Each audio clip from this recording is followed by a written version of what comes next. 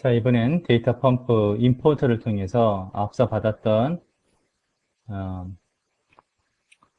엑스포트에 대한 내용들을 다시 한번 임포트해 보겠습니다. 편의상 같은 오라클 캔디 데이터베이스 대해서 한번 수행을 해 보겠습니다. 자, 데이터 펌프 임포트에 대한 부분은 명령어 보시면요. 임포트 데이터 펌프라고 되어 있습니다. impdp라는 명령을 이용해서 수행이 가능하죠. 자, 그럼 먼저 그 내용 다시 한번 확인해 보겠습니다. 자, dp, 그 다음에 help는 y. 이렇게 해서 한번 내용들 볼까요? 자, 앞서 우리가 이제 엑스포트에서 봤던 것처럼, 임포트 할 때도 동일한 내용으로 임포트가 수행이 됩니다. 데이터 펌프 임포트 유틸리티는 DB 간의 데이터 객체를 전송하는 방식을 제공합니다. 이렇게 되어 있습니다. 자, 앞서 봤던 것처럼 명령어만 다룰 뿐 사용하는 방식은 키워드는 값. 이렇게 해서 동일하죠. 자, 그런 내용들이 쭉 지금 키워드에 대한 부분들이 나와 있습니다. 자, 그럼 한번 PPT 내용 통해서 한번 내용을 볼까요? 자, 보시면요. 데이터 펌프 임포트를 수행하는데, 유저 아이디는 앞서 이제 우리가 엑스포트 할 때는 HR 소유의 인플루언스 테이블을 가지고 이미 이제 덤프 파일을 만들어서 파일 시스템에 지금 생성이 되어 있죠.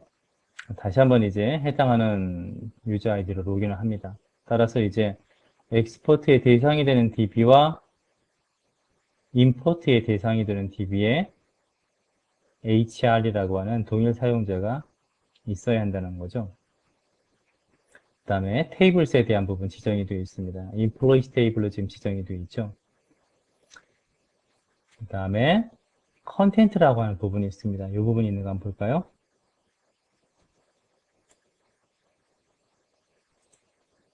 자, 컨텐트 한번 찾아보겠습니다. 여기 보시면은 컨텐트라고 되어 있죠. 로드할, 덤프 파일로부터 DB에 로드할 데이터를 갖다 지정하게 되는데 디폴트는 어떻게 되어 있나요? 기본 값은 all로 되어 있습니다. 다시 말해서 우리가 앞서 받았던 데이터, 그 다음에 소위 메타데이터라고 얘기하는 정보들 모두를 다 가져오게 되죠. 허나 이제 보시면은 데이터만 내가 가져오겠다라고 한다면은 별도로 데이터만 가져오도록 이렇게 설정할 수가 있습니다. 자, 그리고 덤프 파일에 대한 이름을 지정하게 됩니다. exp dat.dmp라고 되어 있는데요. 이 값 역시 기본 값이 되겠죠. 그래서 여러분들이 엑스포트를 수행할 때 덤프 파일 이름을 다르게 주었다라고 한다면은 덤프 파일 키워드를 이용해서 다르게 설정을 해 주어야 될 겁니다. 자, 이 명령어들에 대해서 다시 한번 좀 생각해 보고 가겠습니다. 자, 다시 보시면요. 예를 들어서 이제 유저 아이디가 지금 HR로 설정이 되어 있습니다. 설명드린 것처럼 이전에 파일 시스템으로 데이터를 이전 받을 때도 HR 계정으로 작업을 했습니다. 근데 이제 그 덤프 파일을 다시 특정 DB에 가지고 올 때도 지금 동일 계정으로 작업이 수행되고 있죠.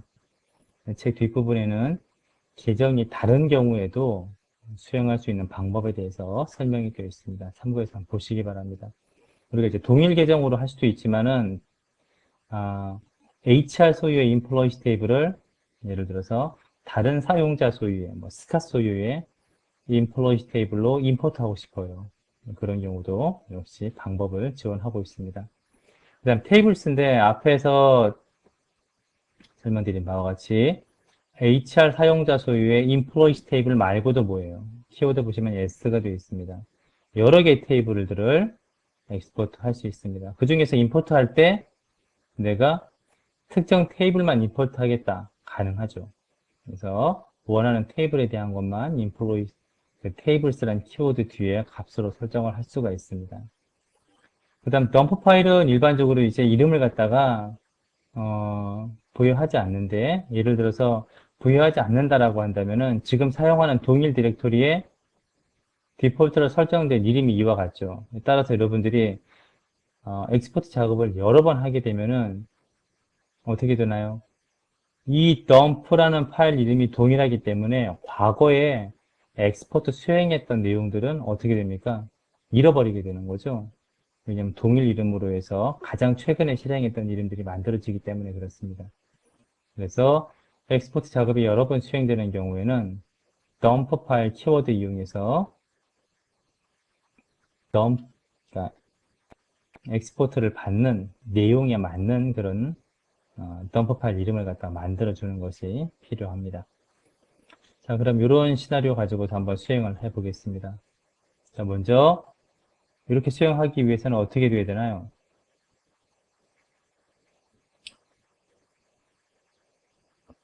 HR 사용자가 지금 임포트하는 데이터베이스 내에 존재해야겠죠. 그 다음에 이제 테이블을 가져옵니다. 테이블 가져오면서 데이터만 한번 지금 가져오려고 그래요. 그래서 인플루언스 테이블에 대한 부분들을 지금 가져오려고 합니다. 인플루언스 테이블이 지금 기존에 존재하게 되죠. 한번 그 내용 잠깐 보겠습니다. 지금 이제 임포트 하려고 하는 DB입니다. 자, HR 사용자가 있는지 한번 먼저 확인해 보고요.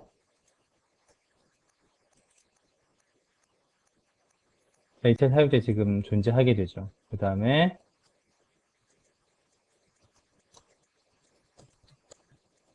자, 인플루언스 테이블 한번 확인해 보겠습니다. 지금 인플루언스 테이블이 존재하게 되죠. 테이블에 대한 구조가 지금 현재 나타나게 됩니다. 자, 그렇다면 이제 동일 이름으로 사실 가져온다라는 거는 우리가 확인을 못 하게 되죠.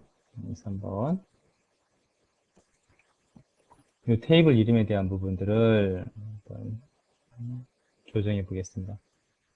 자, 지금 화면 보시면은 HR 사용자 소유의 인플로이스 테이블에 대해서 제가 삭제를 수행을 했습니다. 자, 삭제함과 동시에 그 제약 조건에 대한 부분들까지 다 한번 삭제를 지금 수행을 했습니다. 테이블이 없어지면은 제약 조건 자체는 의미가 없어지게 되죠. 그래서 삭제하면서 동시에 함께 제약 조건에 대한 것들도 같이 삭제를 해봤습니다. 자, 그럼 이제 인플루언스 테이블은 없겠죠?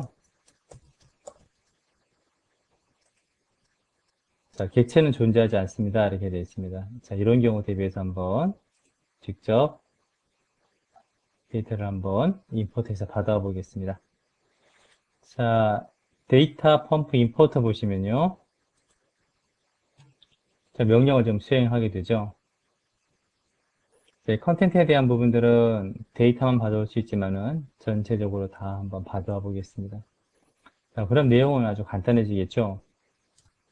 먼저 덤프 파일 있는가 확인해 보고요. 그 다음에 impdp 데이터 펌프 임포트 명령 수행을 하겠습니다. 유저 아이디 있어야겠죠. HR 사용자로 설정을 하겠습니다. 자, 그리고 난 다음 보시면요.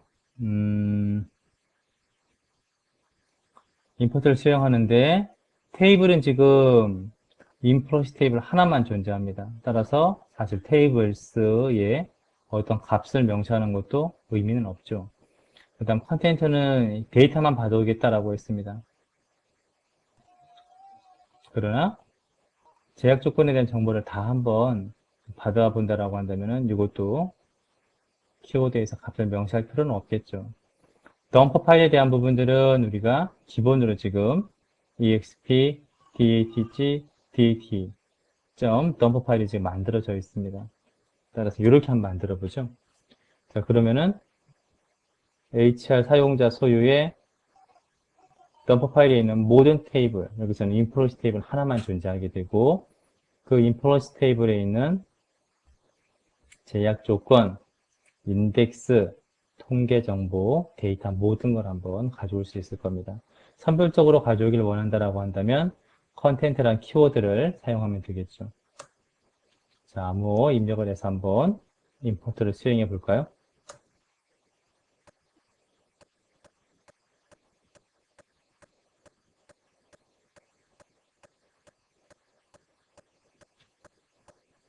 자, 지금 보시면 이제 작업할 때 어떤 오류가 발생이 되어 있습니다. 부적합한 작업 이렇게 되어 있죠.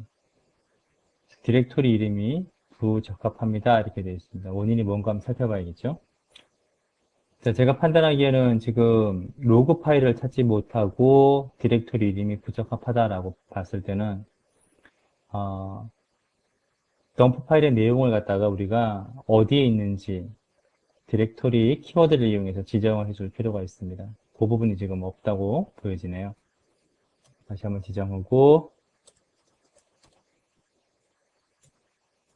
디렉토리는 지정해야겠죠. 디렉토리 이름을 아까 우리가 어떻게 지정을 했었나요? dpump underbar dir 이렇게 설정을 했었네요. dpump 이렇게 설정이 되어 있습니다. 자, 그래서 매번 이와 같이 디렉토리를 지정하지 않는 방법에 대한 부분들은 교재를 보시면 설명이 되어 있습니다. 다시 한번 실행을 해보겠습니다.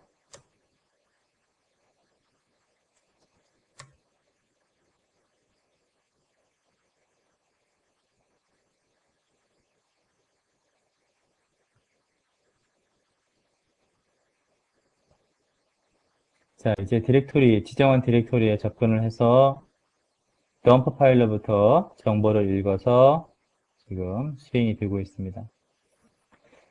자, 테이블 처리가 되었고, 그 다음에 테이블의 데이터, 인덱스, 제약 조건, 통계 정보, 이런 부분들이 다 지금 임포트가 되고 있죠. 자, 이렇게 해서 작업이 성공적으로 완료됐습니다. 라고 되어 있습니다. 자, 성공적으로 완료가 됐다라고 한다면은,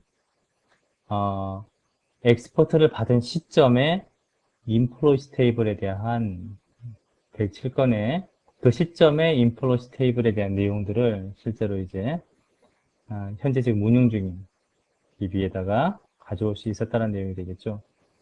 자, 다시 한번 실행을 해볼까요? 아까 이제 객체가 존재하지 않았는데요. 어떻게 되나요? 임포트가 정상적으로 수행이 되었기 때문에 객체가 존재하게 되죠. 그 다음에 데이터만 제대로 가져왔는가 한번 보겠습니다. 카운트에서 한번 볼까요? 자, from employees 한번 보겠습니다. 107건 데이터 모두 가져오게 되죠. 자, 이렇게 우리가 이제 앞서 엑스포트 받았던 내용들을 가지고서 현재 운영 중인 데이터베이스에 데이터 펌프 임포트 기능을 이용해서 원하는 데이터를 선별적으로 아니면 덤프 파일에 있는 모든 내용들을 이와 같이 가지고 올 수 있습니다. 보다 자세한 내용들은 교재에 있는 내용들을 참조해서 한번 수행해 보시기 바랍니다. 그래서 데이터 펌프 임포트에 대한 내용들 한번 간략하게 살펴봤습니다.